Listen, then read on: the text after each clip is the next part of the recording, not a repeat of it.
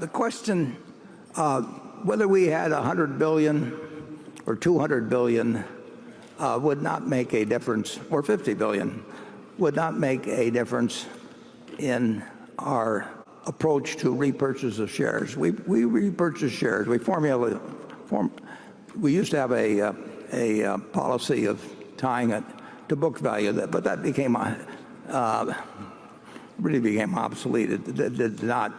The real thing is to buy stock, repurchase shares only when you think you're doing it at a price where the remaining shareholders are worth more the moment after you repurchased it than they were the moment before.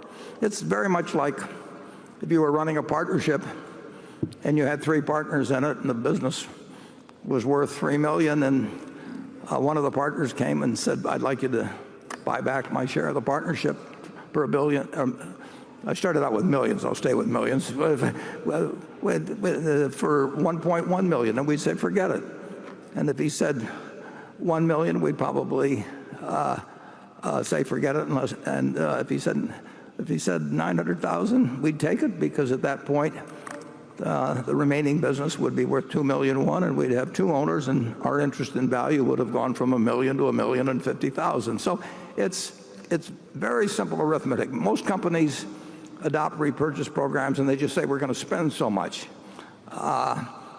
That's like saying we're going to buy XYZ stock, and we're going to spend so much, or we're going to buy a company, and we're going to spend whatever it takes.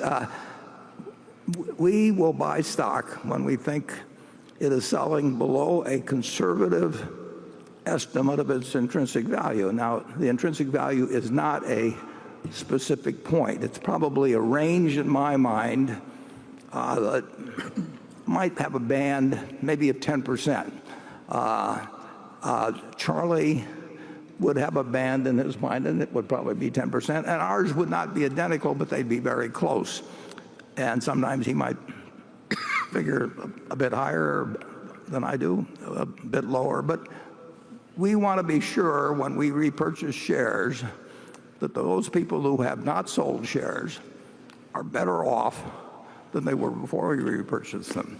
It's very simple. And in the first quarter of the year, they'll find we bought something over $1 billion worth of stock. And that's nothing like my ambitions.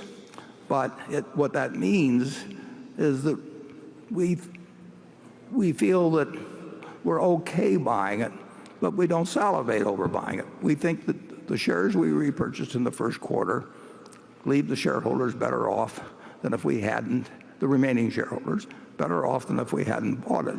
But we don't think the difference is dramatic. And you could easily see periods where we would spend very substantial sums if we thought the stock was selling at, say, 25 or 30% less than it was worth, and we didn't have something else that was even better. But we have no ambition in any given quarter to spend a dime unless we think you're going to be better off for us having done so. Charlie? Well, I predict that we'll get a little more liberal in repurchasing shares.